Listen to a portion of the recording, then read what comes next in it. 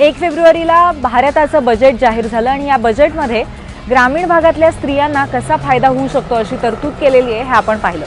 पण त्याचबरोबर शहरी भागातल्या स्त्रियांसाठी सुद्धा तरतूद आहे आणि त्याचाही फायदा शहरी भागातल्या स्त्रियांना नक्कीच होणार आहे। या तरतुदी काय आहेत चला त्यावर एक नजर टाकूया। मी महिला गुंतवणूक सल्लागार म्हणून गेली 15 वर्ष काम करते। आता आपण जे बोलणार आहोत ते नोकरी करणाऱ्या स्त्रियांसाठी गुंतवणुकीचे कुठले पर्याय उपलब्ध आहेत त्याच्याबद्दल आपण आता चर्चा करणार आहोत।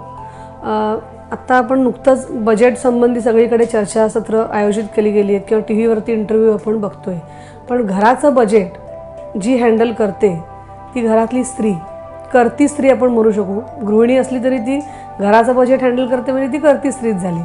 तर तिने स्वतःची कशी काळजी घेतली पाहिजे किंवा तिने कुठे कुठे गुंतवणूक केली पाहिजे ह्या संदर्भात जर आपण बोलायला घेतलं तर सगळ्यात प्रथम मी सांगेन की तुम्ही घरातल्या स्त्रीचा किंवा नोकरी करणाऱ्या स्त्रीचा टर्म इन्शुरन्स असणं किंवा मेडिकल इन्शुरन्स असणं हे अतिशय गरजेचं आहे। नॉर्मली घराकडे लक्ष देताना प्रत्येक स्त्री स्वतःच्या तब्येतीकडे दुर्लक्ष करते, तर तसं तिने न करता स्वतःचा जर मेडिकल इन्शुरन्स केला गेला, क्रिटिकल इलनेस पॉलिसी जी असते की जिथे आपण बघतो की आजकाल महिलांमध्ये कॅन्सरचं प्रमाण खूप वाढलं आहे, तर जर क्रिटिकल इलनेसचा माझा प्लॅन असेल तर कॅन्सरसारख्या रोगासाठी जी एक्सपेन्सिव्ह ट्रीटमेंट असते ती करण्यासाठी बऱ्याचदा पैसे नाहीत म्हणून महिला ट्रीटमेंट करत नाहीत आणि मग त्यांचा त्याच्यात अकाली मृत्यू होऊ शकतो। तर तो धोका टाळण्यासाठी क्रिटिकल इलनेसचा प्लॅन किंवा मेडिक्लेमचा प्लॅन हा महिलांनी केलाच पाहिजे आणि तो प्रामुख्याने तिथपासूनच त्यांनी सुरुवात करावी असं मी सांगेन। दुसरी गोष्ट टर्म इन्शुरन्स आपण म्हणतो। आजकाल टर्म इन्शुरन्स तुम्ही ऐकला असेल तर त्याचा प्रीमियम हा खूप कमी असतो। फॉर एक्झाम्पल एखाद्या 45 एजच्या लेडीजनी जर ठरवलं की मला टर्म इन्शुरन्स हवा आहे 50 लाखाचा, तर त्याला 50 लाखासाठी दर वर्षाला जवळजवळ 13,000 प्रीमियम म्हणजे महिन्याला हार्डली 1,000-1,100 रुपये प्रीमियम तुम्हाला पडतो। म्हणजे वर्षाला 13,000 ही खूप कमी रक्कम आहे, पण त्यात तुमचं लाईफ तुम्ही सिक्युअर करून घेता। तुम्ही हा तुमचा टर्म इन्शुरन्स पण असणं अतिशय गरजेचं आहे।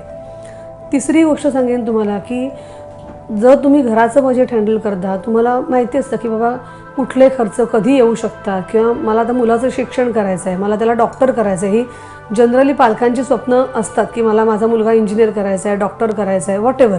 ते त्यासाठी आत्ता समज एखादा मुलगा इंजिनियर होऊन बाहेर पडला तर त्याला समज 20 लाख खर्च येत असेल सगळा मिळून मी सांगते तर तो तुमचा मुलगा जेव्हा इंजिनिअरिंगला जाईल त्यावेळेला तो खर्च किती असू शकेल, त्यासाठी मला आत्तापासून काय करायला लागेल ह्याचा सल्ला जर तुम्ही फायनान्शियल ॲडवायझरकडनं किंवा तज्ज्ञांकडनं घेतला तर तुमची गुंतवणूक ही योग्य दिशेने होईल। आता त्यासाठी मी तुम्हाला अगदी छोटंसं उदाहरण देते की बाबा दर महिन्याला आपण आता इतके दिवस रिकरिंग डिपॉझिट पोस्टात गुंतवणुकीचा एक पर्याय सगळ्यांना माहिती होता, तसंच म्युच्युअल फंडामध्ये सिस्टमॅटिक इन्व्हेस्टमेंट प्लॅन म्हणजे म्युच्युअल फंडातल्या बऱ्याचशा स्कीम्समध्ये तुम्ही किंवा सगळ्या स्कीममध्ये तुम्ही दर महिन्याला अगदी छोटीशी जरी गुंतवणूक सुरुवात केली लाँग टर्मसाठी, कारण जर तुम्ही बँकेत एफडी 5 वर्षाच्या ठेवू शकता, NSEत आपण 6 वर्ष थांबू शकतो, तर म्युच्युअल फंडात जर गुंतवणूक केलीत तुम्ही तेवढीच 5-6 वर्षासाठी तर तुम्हाला त्याचे रिटर्न्स निश्चित चांगले येतात। एक्झाम्पल आता माझा मुलगा समज 5 वर्षाचा आहे आणि मला 10 वर्षांनी त्याच्या 10वी नंतर बाबा मला एक एक्स रक्कम मला हवी आहे, हे जर तुम्हाला डोक्यात तुमच्या काही कॅल्क्युलेशन्स असतील तर जर दर महिन्याला मी 10,000 रुपये गुंतवले 10 वर्ष पुढची, तर जेव्हा माझा मुलगा 15 वर्षाचा होईल माझी ओन गुंतवणूक किती होते 10 वर्षात, महिन्याला 10,000, वर्षाचं तुमचे झाले 1,20,000, तुमचे 10 वर्षाचे झाले 12 लाख। 12 लाखाची कमीत कमी तुम्हाला येणारा रिटर्न जो असतो तो 45 लॅक्सपर्यंत येतो आणि हे मी तुम्हाला कन्झर्वेटिव्ह रेट ऑफ इंटरेस्टची रिटर्न सांगितले।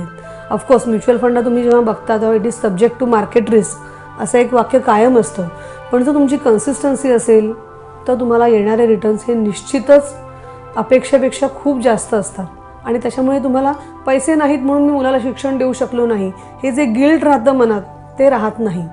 जसं मी तुम्हाला सांगितलं की आजकाल बरेच पर्याय अवेलेबल आहेत, नेटवरती माहिती असते, बऱ्याच ठिकाणी आपण बघतो की आमच्यासारखे गुंतवणूक सल्लागार असतात, तर त्यांच्याकडनं तज्ज्ञांकडनं सल्ला घ्या। तुमची इन्व्हेस्टमेंट ही गोल बेस असली पाहिजे, म्हणजे एखाद्या उद्देशाच्या समोर केलेली इन्व्हेस्टमेंट किंवा उद्देशाला धरून केलेली इन्व्हेस्टमेंट जर असेल तर तुम्हाला निश्चितच फायदा फ्युचरमध्ये जास्त होईल।